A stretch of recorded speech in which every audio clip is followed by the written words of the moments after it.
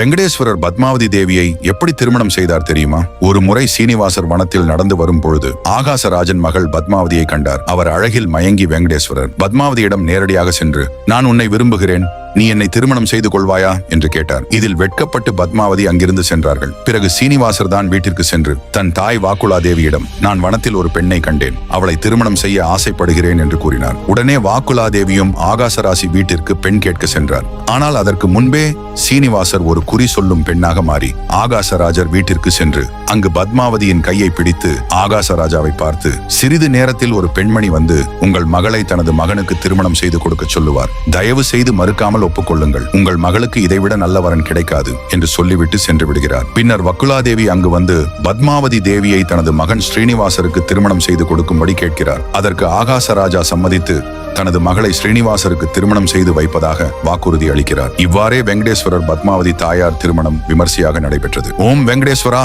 என்று கமெண்ட் செய்யுங்கள்.